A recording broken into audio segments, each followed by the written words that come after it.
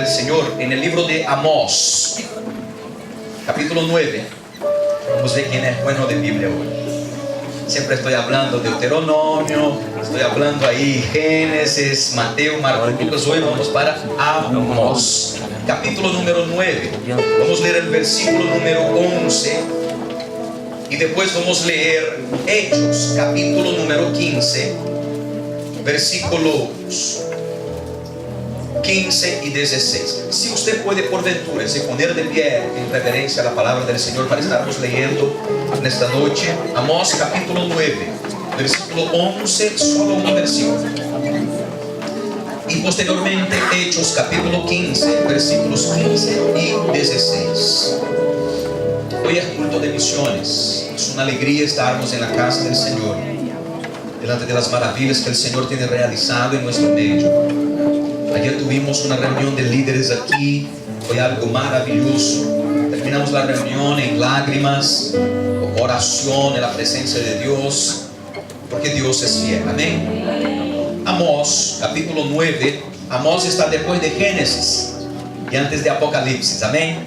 Si está difícil de encontrar ahí, solo abrir en el medio, está en el grupo de los profetas menores. Se encontra Ezequiel, salta para Daniel, después de Daniel para Oseas, para Joel, ahí viene Amós. Es el tercero del grupo de los profetas menores.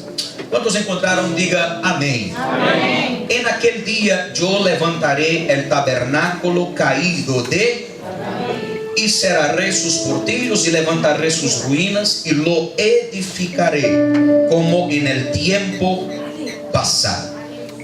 En aquel día yo levantaré el tabernáculo caído Vamos para Hechos capítulo 15, versículos 15 y versículo 16. Hechos capítulo 15, versículos 15 y versículo 16.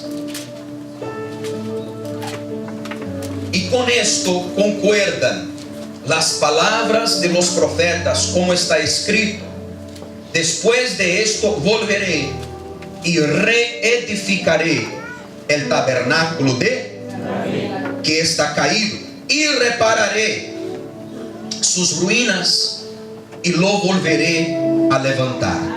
Versículo 17.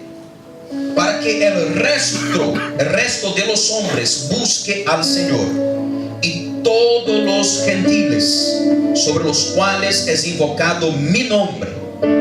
Versículo 18. Dice el Señor, que hace conocer todo esto desde tiempos antiguos. Vamos a leer el versículo 15 una vez más todos juntos. Hechos capítulo 15, versículo 15. Y con esto concuerdan las palabras de los profetas tal como está escrito. Versículo 16, toda la iglesia. Después de esto volveré y reedificaré el tabernáculo de David que está caído, y reedificaré sus ruinas y lo levantaré de nuevo.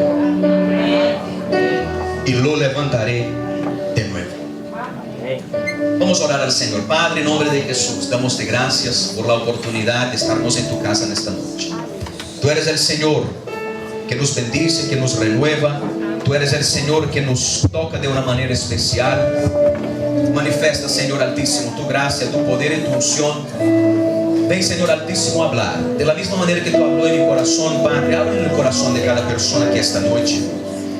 Aquellos que entraron para adorar, habla. Aquellos que entraron con esperanza de una palabra de consuelo, habla, Señor. Aquellos que entraron, Señor Altísimo, fue un visitante, vino solamente para entrar aquí esta noche, para conocer o que está pasando en la catedral. Que tú vengas a tocar de una manera especial en la vida de él, en la vida de ella. Dios, tú conoces los secretos de nuestros corazones. Tú sabes nuestra historia.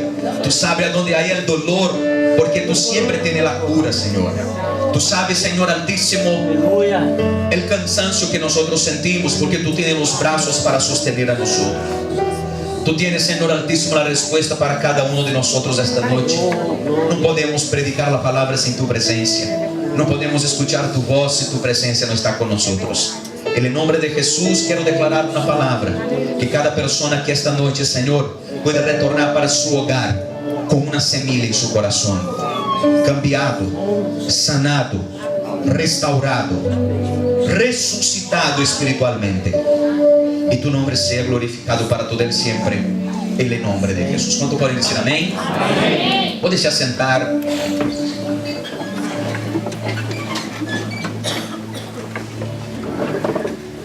Oraba el Señor hoy por la mañana, pidiendo al Señor una dirección de una palabra, culto de misiones. Y el Señor me direccionó exactamente en este texto. Es un texto que siempre me llamó la atención. Es un texto que en el libro de Hechos está relacionado con el primer concilio de la iglesia. Capítulo 15 es el primer concilio en el tocante a las necesidades de actualización o de ajustes de las doctrinas en relación a los gentiles. Gentiles son todos aquellos que no son parte de la descendencia de Abraham y por su vez la descendencia de judíos. Dios habla de una manera muy clara de este texto. El libro de Amós fue escrito en el medio de la crisis. Después de la división de las dos tribus de Israel, podemos confirmar eso en la historia del pueblo de Israel, de los reinos de Israel. Cuando Amós declara esta profecía, Amós declara diciendo que llegará el tiempo que yo voy a restablecer, restaurar, yo voy a tornar a edificar, voy a reedificar el tabernáculo de David que está caído.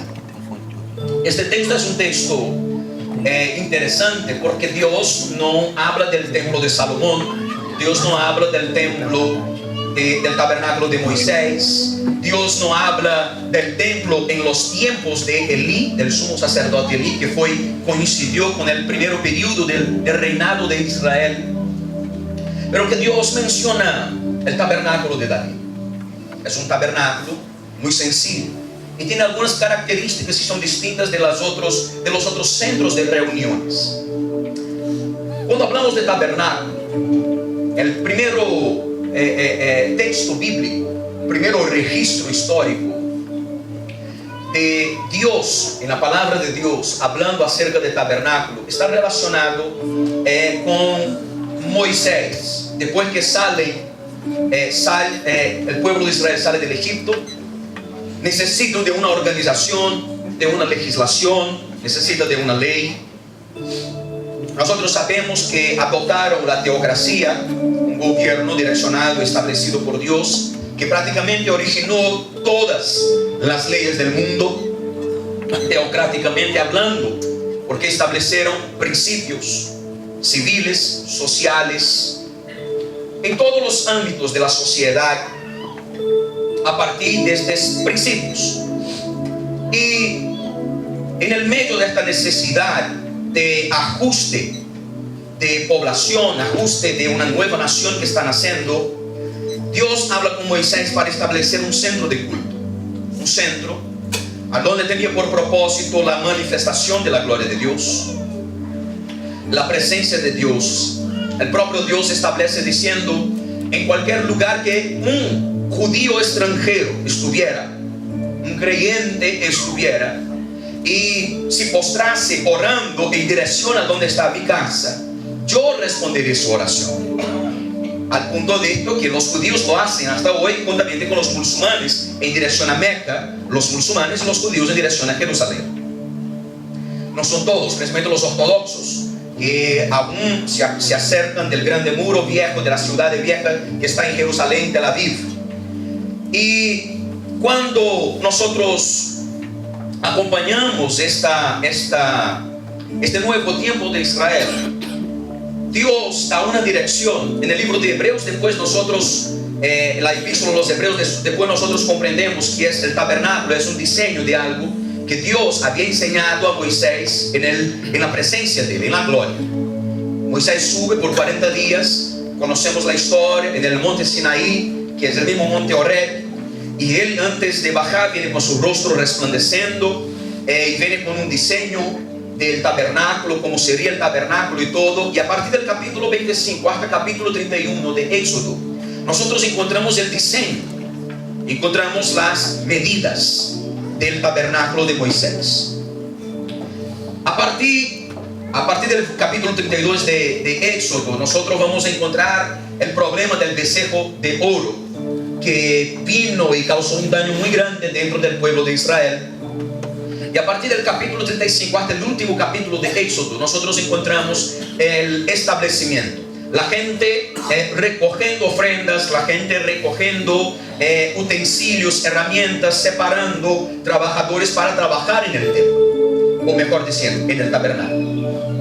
Entra entonces el libro de Levíticos, y los primeros capítulos de Levíticos están relacionados con la preparación ceremonial. La inauguración, capítulo 8 y 9, habla de la inauguración, de la oficialización de este tabernáculo, la consagración en todos los aspectos. Dios, cuando cría y da esta dirección al pueblo de Israel, Él establece el objetivo, el propósito del tabernáculo.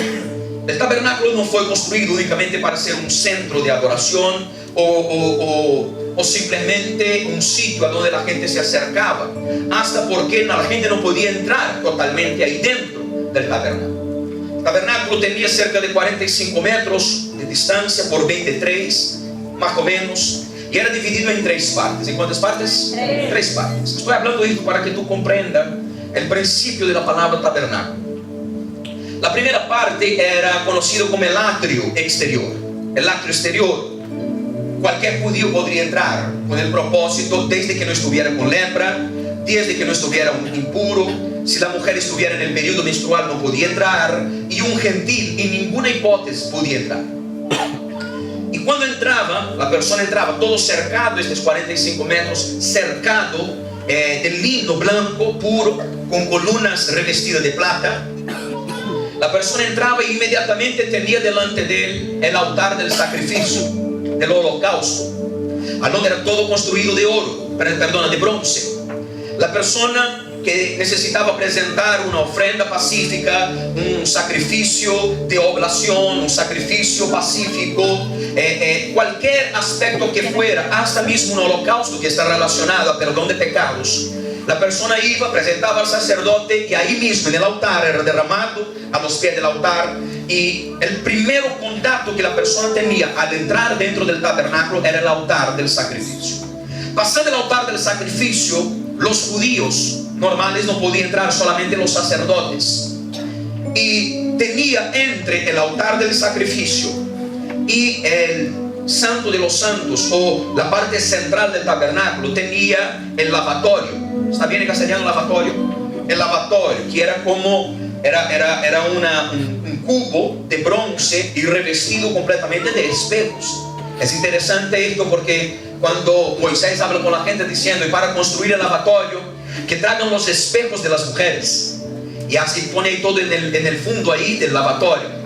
Y hay un principio profético en cada uno de los utensilios, de las herramientas del tabernáculo. Hay un propósito profético representando el sacrificio de Cristo, pero que específicamente los espejos, es que el sacerdote, antes de entrar en el santo lugar, que era el próximo paso, él necesitaba lavar sus manos. Y para él lavar su mano, él necesitaba mirar dentro del lavatorio. Y dentro del lavatorio estaban los espejos que reflejaban su rostro. Entonces, antes mismo de nosotros entrarmos en el santo lugar, necesitamos mirar hacia dentro de nosotros mismos. La palabra de Dios habla que para participar de la sangre del cuerpo de Cristo, la santa cena del Señor, examine el hombre a sí mismo. Antes de entrar en los santos de los santos, necesitamos examinar nuestro estado, para que nosotros vengamos a conocer que hay un Dios que es poderoso para perdonar pecados. Después del lavatorio, entramos entonces en un cuadrado de extensión, tenía cerca de 15 metros. Y el primero, cuando se entraba, tenía un velo que si entraba una puerta, la persona entraba, los sacerdotes en general podría entrar. Cuando entraba, al su lado derecho tenía una mesa con 12 panes, representando las 12 tribus de Israel. Es conocido como la mesa de los panes consagrados. Al lado izquierdo estaba el candelabro de Israel. La lámpara que está en Levíticos capítulo 6, versículo 12, que era encendida y no podía se apagar, representaba la presencia y la santidad de Dios, que nunca sería apagada del medio del pueblo de Israel. Y adelante, antes de entrar en el Santo de los Santos, se encontraba el altar del incienso. El altar del incienso es a donde se hacía humos con un olor muy especial, al punto que era establecido como crimen repetir el aroma, el olor, el perfume de este incienso que era presentado únicamente a Dios. La persona que lo intentara hacerlo automáticamente sería declarado, condenado a la muerte.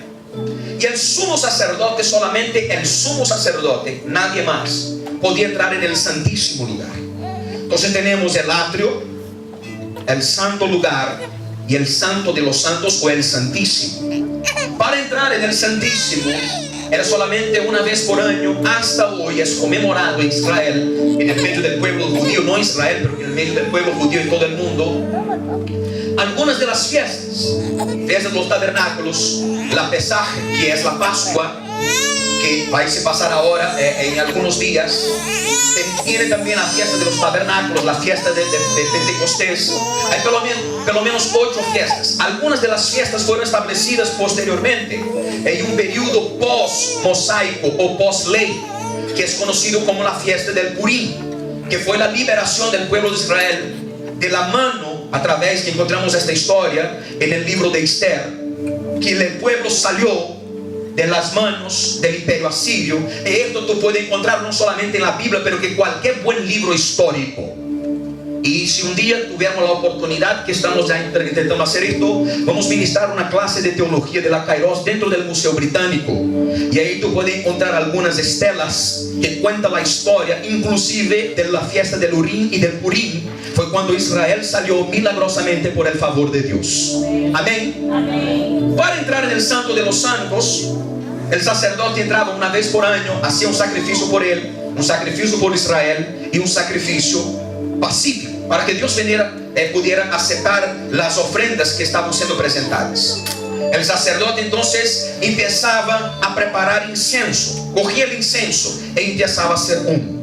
Y hacía humo hasta el punto, esto tradicionalmente no está en la Biblia, pero que tradicionalmente se explicaba que el sumo sacerdote en el día del Yom Kippur, que es el día de la limpieza, de la purificación de los pecados de Israel, el sumo sacerdote corría el incensario e empezaba a hacer incienso, y el humo cubría toda la casa, todo el lugar a donde estaba el sumo sacerdote.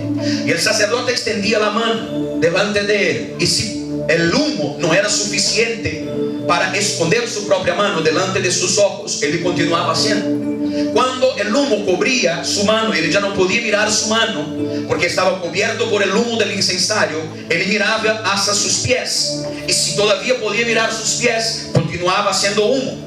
Cuando el humo era demasiado grueso, espeso, y cubría toda la sala a donde él estaba, y él ya no podía mirar tampoco sus manos y tampoco sus pies, entonces él entraba en el Santo de los Santos, a donde estaba el Arca de la Alianza. En este momento él presentaba oración por el pueblo de Israel, presentaba sacrificio delante de la presencia de Dios. ¿Por qué este ritual, este ceremonial del humo, pastor? Porque siempre para nosotros entramos en la presencia de Dios, necesitamos nos olvidar de nosotros mismos y se acordar que la gloria de Dios es poderosa para cubrir cualquier circunstancia.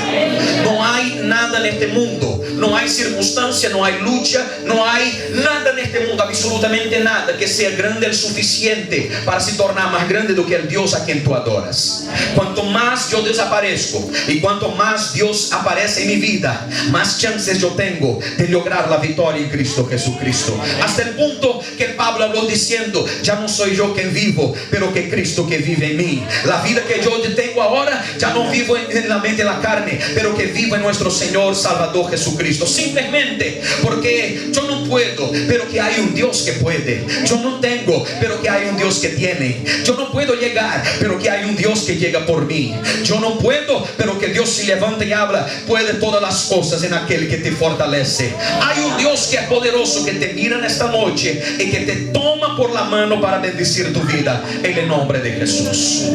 Aparte de todos los aspectos ceremoniales y religiosos que nosotros encontramos en el sentido y en el propósito del tabernáculo de Moisés, existen el local de la adoración, el local de la presencia de Dios. Existe el local de la oración, existe el local del sacrificio, del perdón, pero que también representaba a donde estuviera el tabernáculo de Dios. El tabernáculo estaba puesto que su entrada estaba para el este, su parte de atrás estaba para oeste, norte y sur, en el centro de las 12 tribus de Israel. Cualquier buen libro de historia bíblica, tú vas a encontrar esta disposición que se encontraba ahí alrededor. Y esto simbolizaba que en el centro de Israel estaba la presencia de Dios. Siempre que Israel salía a la guerra con la presencia de Dios, posteriormente vamos a ver que ellos ya no salen con toda la parafernalia del tabernáculo, pero que únicamente con el arca de la alianza. Porque cuando ellos salían para la guerra, llevando el arca de la alianza que representaba la presencia de Dios, nunca Israel perdía una batalla. Israel nunca se bajaba delante de las luchas, porque estaba llevando la presencia de Dios. Esto representa en mi vida y en tu vida. En cualquier lugar que tú entrar y tú llevar la presencia de Dios, tú vas a salir victorioso en el nombre de Jesús.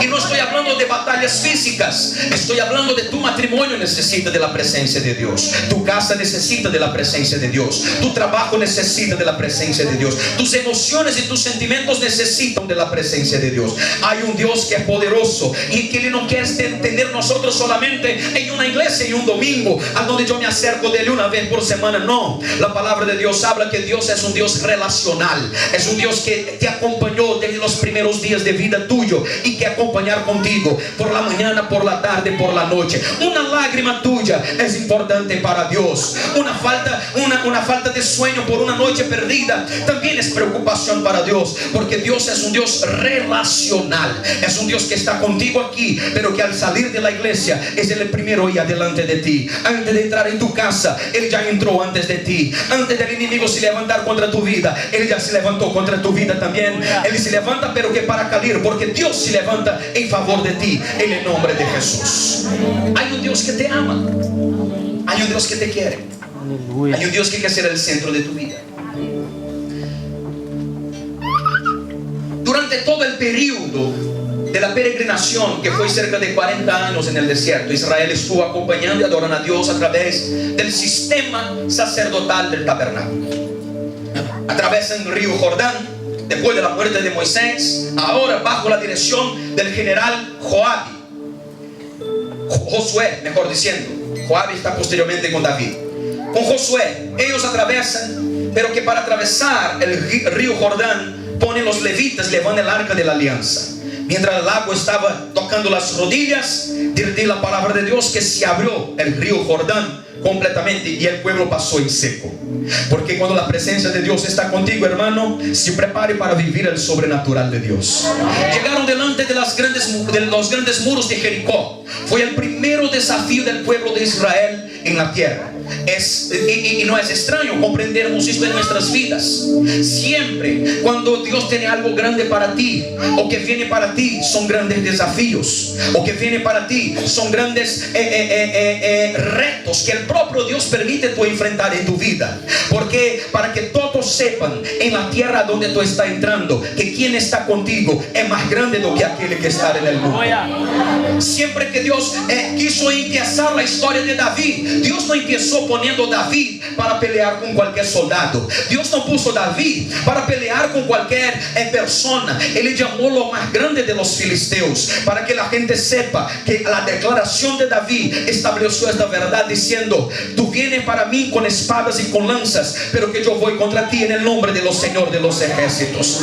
Yo creo, amado y querido hermano, que cuando Dios declara que estoy levantando otra vez el tabernáculo de David, Él está diciendo: estoy levantando una generación que sabe lidiar con gigantes. Estoy levantando una generación que sabe pasar por desiertos. Estoy levantando una generación que sabe cantar, sabe pasar por el valle de la sombra de la muerte, pero que sale del otro lado diciendo: todos los días el Señor estuvo conmigo. Es una generación del tabernáculo de David. No sé cuál es la intención que tú entró aquí en esta noche, pero que Dios tiene una palabra profética para tu vida. Este es el tiempo, es aquí y es ahora que Dios separa tu vida para vivir las las promesas del Señor.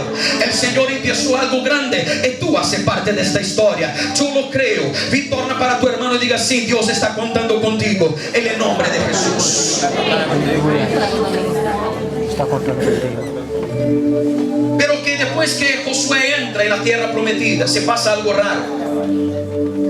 Solo existió dos puntos extremadamente negros, malos, de tinieblas complejas en toda la historia de Israel. Principio fue en el tiempo segundo, después retornar para el primero. El segundo fue cuando se dio las famosas guerras de los Macabeos, el periodo intertestamental, entre el Antiguo y el Nuevo Testamento. Estamos hablando de cerca de 500 años, medio milenio, 5 siglos, a donde no hubo manifestación de Dios, a donde no hubo organización del pueblo de Israel, a donde el pueblo de Israel estuvo bajo el poder del helenismo, de los medo-persas y de los griegos, a donde el pueblo de Israel empezó a sufrir bajo la mano del imperio romano. Fue cuando Jesús se manifiesta, pero que antes de Jesús viene su precursor, conocido como Juan el Bautista. Este periodo fue un periodo muy complicado para la historia de Israel. Abandonaron a Dios. Pero que un periodo semejante nosotros encontramos en el tiempo de los jueces. Estamos hablando de cerca de casi 3 siglos, 250, 270 años aproximadamente. Este periodo de los jueces coincidió exactamente con la muerte de los grandes líderes que entraron en la tierra prometida, mencionando específicamente Caleb y Josué, las dos únicas personas que salieron de Israel y entraron en la tierra, salieron del Egipto y entraron en la tierra prometida. Aparte de estos dos, nadie más pudo salir del Egipto y entrar en Israel, porque todos murieron en el desierto. Y la nación israelita que entró dentro de Canaán fue una nación que entró que habían nacido en el desierto, habían sido completamente liberados de la esclavitud y ahora están entrando. Pero que después que estos dos grandes líderes mueren, y después que la gente que atravesó el río Jordán, el mar muerto, murió completamente, la gente tuvo una tendencia, y tú vas a encontrar una montaña rusa espiritual en el libro de Jueces. En el libro de Jueces, la gente va al punto más bajo espiritualmente hablando, baja las profundezas del pecado, del paganismo. Un pueblo que fue liberado por Dios, un pueblo que conoció a Dios, un pueblo que vivió experiencias poderosas con Dios, fueron alimentados en el desierto, miraron la gloria de Dios en el Sinaí. Un pueblo que pudo ser tocado por las aguas, pueden ser saciados por las aguas que salieron de la roca milagrosamente por Dios, y ahora están en las profundezas del pecado y del paganismo. Pero que en el medio de estas crisis Dios siempre levantó un juez, y cuando el juez se levantaba había un grande avivamiento en la tierra de Israel, pero que era algo extremadamente temporal. La gente venía y bajaba otra vez, y encontramos este periodo, un periodo a donde perdieron el tabernáculo. ¿Perdieron qué? Perdieron el tabernáculo, perdieron la adoración, perdieron el sentido, perdieron el propósito, perdieron el valor de la presencia de Dios. Y aquí, amados y queridos hermanos, esto aquí no es un fenómeno judío, un fenómeno israelita. Esto es algo que se pasa con cualquier uno de nosotros. Cuanto más tiempo pasamos fuera de la presencia, menos valoramos la presencia de Dios, hasta el punto de nos olvidarnos, hasta el punto de nos acordarnos quién Dios representa en nuestras vidas. Cuanto más me acerco de Dios, más puedo conocer un Dios de intimidad y relacionamiento conmigo. Pero que cuanto más me aparto de Dios, su presencia se va agotando, se va disminuyendo, va se tornando más pequeña cada día que pasa, hasta el punto de yo perder la presencia de Dios. Fue esto que pasó en Israel, y esto que se pasa en muchos continentes y naciones en los días de hoy. Conocen a un Dios lejano. La única cosa que pueden relacionar Jesús, iglesia, sacerdocio, tabernáculo, presencia de Dios es con religión, al donde nunca fue el propósito de Dios. El propósito de Dios es una vida íntima con cada uno de sus hijos. El propósito de Dios es que no veamos ser un hospital únicamente, que veamos ser únicamente un escape castellano, un escape. O sea, cuando estoy necesitando de algo, voy a recorrer a Dios. Cuando la puerta está cerrada, voy a recorrer a Dios. Cuando tengo hambre, voy a pedir comida a Dios. Dios no es restaurante, iglesia. Dios no es restaurante. Para nosotros, preguntaron a la hija de un gran evangelista en Estados Unidos, tentando desafiar los principios bíblicos con ella. Y en el medio de la entrevista de la CNN, preguntaron a Ruth Graham, que es la hija de Billy Graham, preguntaron a ella: ¿a dónde está Dios con los tsunamis? ¿A dónde está Dios con las hambres, con las crisis de comida en África? ¿A dónde está Dios con el desarrollo de las doenças, de las enfermedades que se van por toda la tierra? ¿A dónde está Dios en las guerras? En este tiempo eran guerras Hezbollah contra Israel de un lado, y por otro lado tenía la gente del Líbano atacando la faixa de Gaza. Faixa no habla castellano. La franja de Gaza. Por un lado en la parte del sur y por la parte del norte Hezbollah, por otro lado en la franja de Gaza, atacando y mucha gente muriendo, civiles, niños. Voy a preguntar: ¿a dónde está Dios en el medio de esta desgracia? ¿A dónde está Dios en el medio de estas circunstancias? Y ella dio una palabra maravillosa. Él ha dicho: está en el mismo lugar que vosotros pusieron. Sacaron Dios del cole, sacaron Dios de la educación de los hijos, sacaron Dios del gobierno, sacaron Dios de la ley. Dios está en el mismo lugar que vosotros pusieron. Pero que si tú en esta noche tomas la posición de poner Dios en el centro de tu vida nunca más será la misma. Dios es el mismo ayer, hoy, eternamente. No pienses que Dios es solamente alguien a quien recorremos en las horas malas. No. Dios también es esto. Pero que Dios, si quisiera personas de esta manera, no había criado al hombre para poner su espíritu dentro de él. Dios crió a mí y a ti para que vengamos a conocer a Él en su santidad.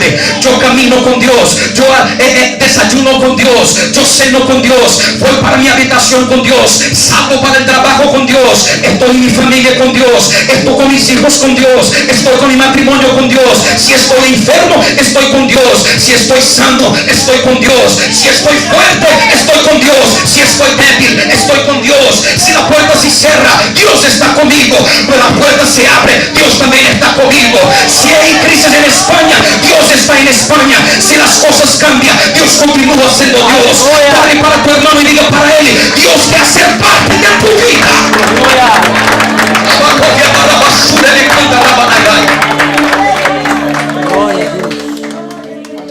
Hay un Dios que es poderoso.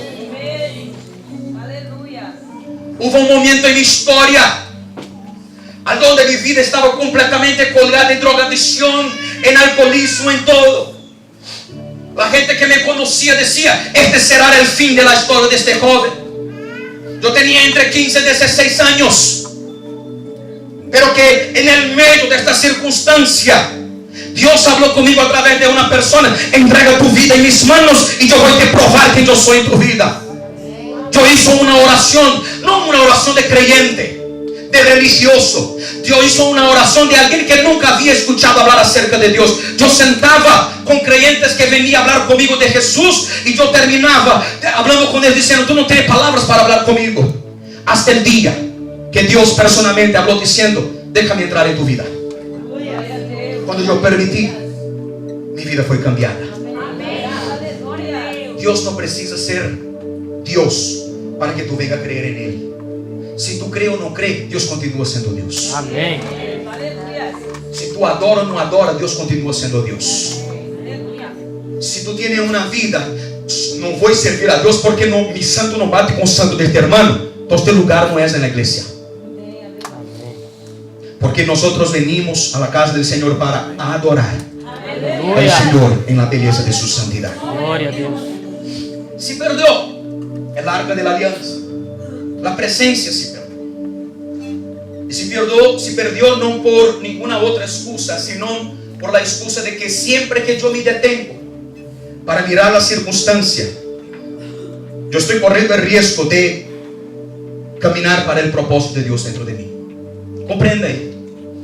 Siempre que nosotros nos detenemos para mirar las circunstancias, estoy corriendo el riesgo de perder el foco de Dios en mi vida. Siempre que yo me detengo para mirar lo que está pasando, para mirar las luchas, para mirar las peleas, las dificultades, las puertas cerradas, yo estoy corriendo el riesgo de perder el objetivo de Dios en mi vida. Dios tiene un destino para cada uno de nosotros aquí. Si yo pierdo, mejor diciendo, el objetivo, el propósito de Dios en mi vida, yo tengo un grande riesgo de corriendo un grande riesgo de perder el propósito y saber quién yo soy en Dios. Habían perdido el tabernáculo, pero que restó el arca de la alianza. David tuvo una gran idea. Después de todo este periodo histórico, 1 Samuel capítulo 13, a donde retorna el registro del arca de la alianza. Y comprenda, arca de la alianza representa la presencia de Dios. El arca de la alianza, cuando Samuel fue separado, profeta Samuel separado para estar en el templo de la casa del Señor, en este tiempo el sumo sacerdote llamábase Elí, con sus dos hijos tribulosos, Ofni y Fineas. Dice la palabra de Dios que en el tiempo a donde las visiones y las profecías eran raras, y a donde en el tiempo a donde estaba el arca de la alianza, ahí estaba Samuel, que se levantó teniendo un relacionamiento distinto con Dios. Sabemos que Samuel ungió a Saúl como rey de Israel y a David posteriormente, porque el propio Dios rechazó a Saúl. Conocemos la historia. Y es interesante que cuando se perdieron todo y se quedó solo el arca de la alianza, yo aprendo algo aquí en mi vida. Hay momentos que parece que se pierden todos, toda la estructura, todo el dominio, todo el cuidado, toda la seguridad que nosotros tenemos, las habilidades, sé orar, sé ayunar, sé leer la Biblia, sé predicar, sé cantar. Estamos hablando de estructuras. Estas estructuras no significan nada si no existe la presencia. Tú puedes tener, amado y querido hermano, la capacidad, la habilidad de predicar para millones, cantar para millones, administrar, aconsejar, profetizar. Esto no significa nada si no hay la presencia de Dios. Porque el tabernáculo todo fue destrozado, se perdió en medio de estas crisis, pero que solo el arca de la alianza permaneció. Pero que el arca de la alianza fue suficiente para restaurar lo que había sido perdido. ¿Por qué? Tú puedes perder todo, pero que si tú no pierdes la presencia es suficiente para restaurar todo sobre tu vida. Tú puedes perder familia, tú puedes perder el matrimonio, que no son cosas de la voluntad de Dios. Tú puedes perder sueños, tú puedes perder oportunidades, tú puedes perder trabajo, pero que sepas algo en esta noche: si la presencia está contigo, algo de Dios va a pasar en tu historia. Dice la palabra de Dios que Abraham cogió a Agar y a Ismael su hijo y puso a ellos para caminar y morir. El propósito era que ellos estuvieran muertos en el desierto. La propia Agar, madre del niño, tomó el último trago de agua, se acostó y puso el niño bajo una sombra para estar muriendo. De lejos se quedó mirando y empezó a llorar, y de repente la presencia de Dios se manifestó en la vida de Agar. En el medio del desierto había perdido familia, había perdido herencia, había perdido promesa, pero que la presencia se manifestó en el desierto. Yo no sé lo que tú estás pasando en esta noche. Yo no sé lo que tú estás enfrentando en las últimas semanas. Yo no sé lo que tú perdió, o si tampoco perdió, quizás tú hayas ganado. Yo no sé cuáles fueron los sueños que tú tuvo que abrir mano para estar aquí en esta noche. Yo no sé cuáles fueron las dificultades que tú estás enfrentando. Yo no sé si tampoco tú estás en el desierto. Muchas cosas pueden haber sido abortadas de tu vida. Muchas cosas pueden haber sido arrancadas de tu historia. Muchas lágrimas pueden ter sido derramadas por pérdidas que tú has enfrentado a lo largo de la historia. Tú puedes estar en esta noche en el medio del desierto, pero que déjame decirte algo en esta noche. Si la presencia está contigo, algo de Dios va a pasar en tu historia.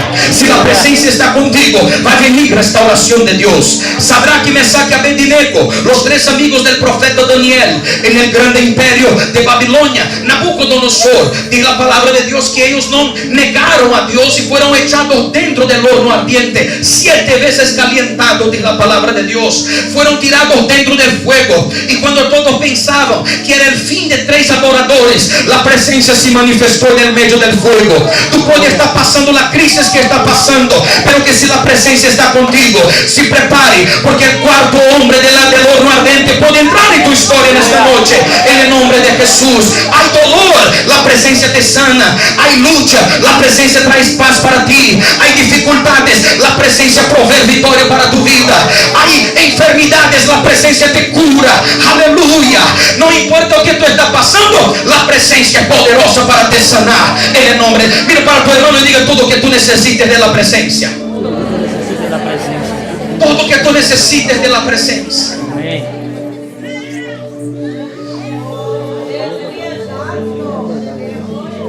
Yo puedo llegar aquí para vosotros y hacer aquí un circo, una encenación, hablar bonito, cantarmos bonito, que están de parabéns hoje, me botaram para quebrar.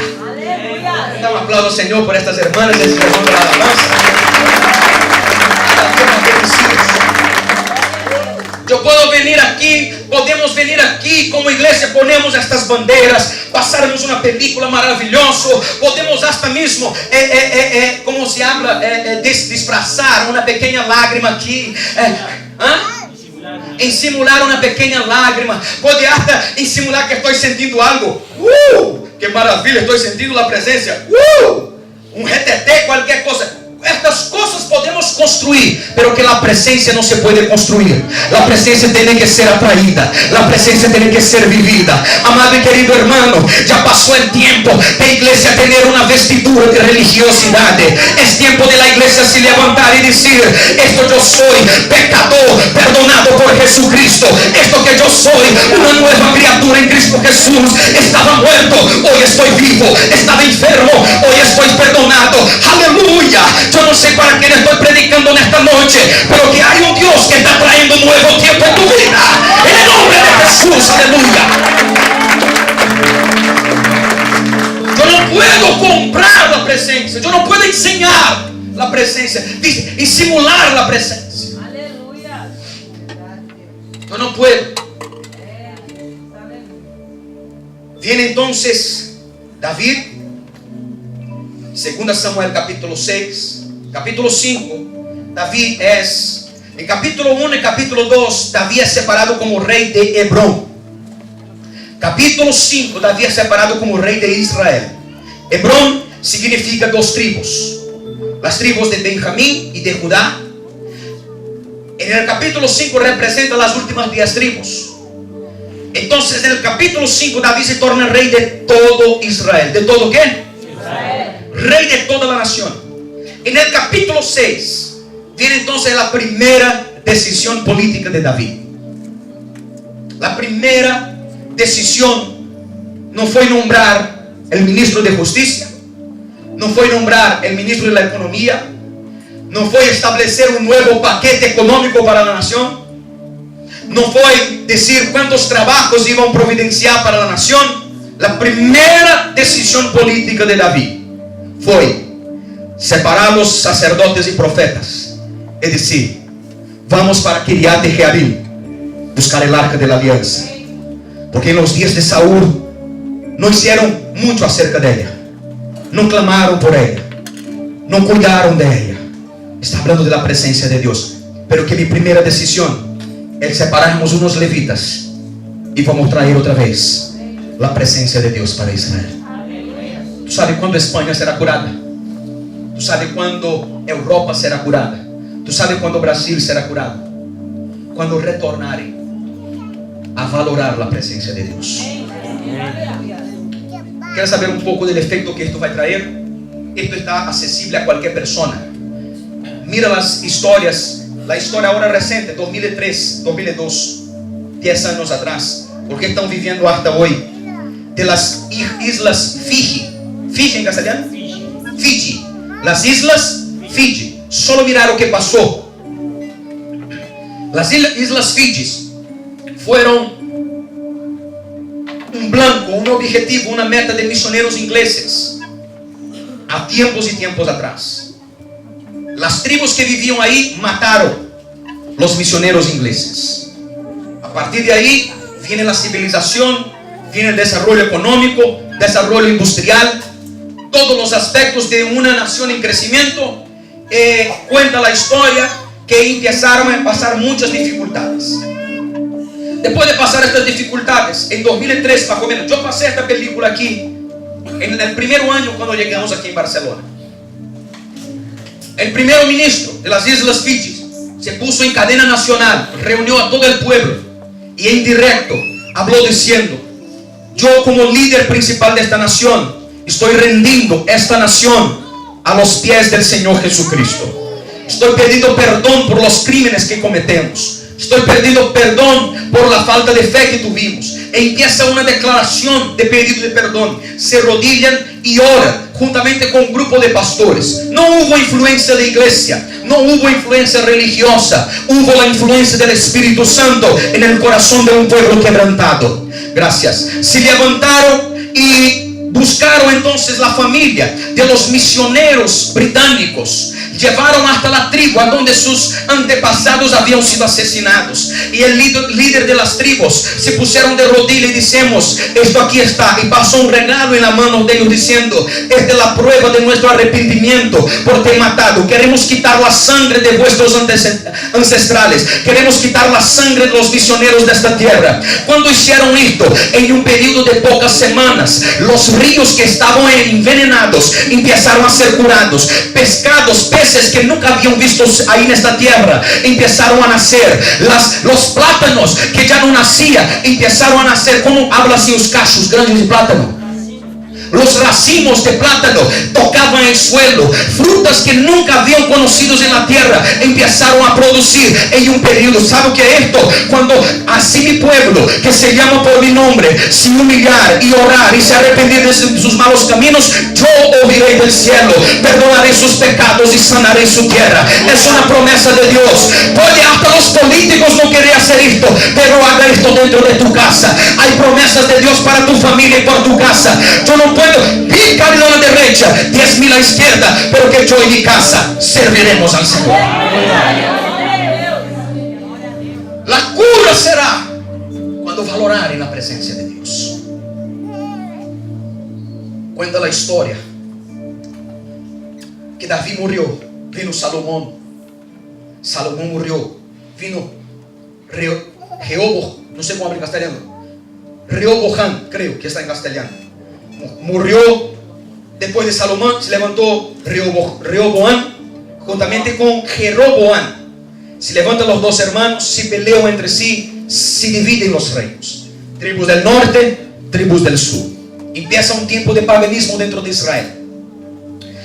Pasan años y siglos. Se levanta un profeta llamado Amós que nosotros leíamos. Amós se levanta y él entonces declara diciendo: así habla el Señor. Llegará el tiempo que yo voy a restaurar el tabernáculo caído de David. Necesitamos recordar que Salomón tenía templo, Moisés tuvo templo, sacerdotes en Kiriat de Jearim tenían templo, pero que Dios quería restaurar el tabernáculo de David. Dios no quiso otro. Dios quería ¿cuál tabernáculo? El tabernáculo de David. Necesitamos comprender o qué tenía en este tabernáculo para Dios elegir él antes de cualquier otro lugar. O qué tenía en este lugar, o qué Dios espera de nosotros para esta generación. Porque el texto de Hechos capítulo 15 que nosotros leíamos no está hablando nada más, nada menos do que el texto relacionado a los tiempos de los gentiles, al tiempo de hoy. En los últimos días de Dios derramaré de mi espíritu sobre toda la carne. Vuestros hijos y vuestras hijas profetizarán, vuestros viejos tendrán sueños y vuestros jóvenes tendrán visiones. Es el tiempo de hoy que Dios está restaurando una generación de adoradores, una generación de hombres y mujeres que valoran la presencia de Dios. Hombres y mujeres. Y yo, como pastor de esta iglesia, por la misericordia de Dios, yo no quiero perder este tiempo de ahora. Yo quiero vivir lo que Dios está haciendo. Yo quiero caminar en el camino que Dios está preparando. Yo quiero respirar lo que David respiraba en su tabernáculo. Yo quiero ver lo que David vía en su tabernáculo. Yo quiero sentir lo que David sentía en su tabernáculo. Yo quiero escuchar lo mismo que David se escuchaba cuando estaba adorando. Algo tan especial que David adoró como nadie adoró antes. Algo tan especial que la gente ha visto a David y habló diciendo: esto no es una manera correcta de adorar. ¿Cómo puede un rey bailar? ¿Cómo puede un rey saltar de esta manera? Esto no fue la manera que yo aprendí. Una de las primeras cosas que yo aprendí en el tabernáculo de David es que era un tabernáculo a donde la religiosidad no tenía espacio, pero que la adoración llenaba las calles, las casas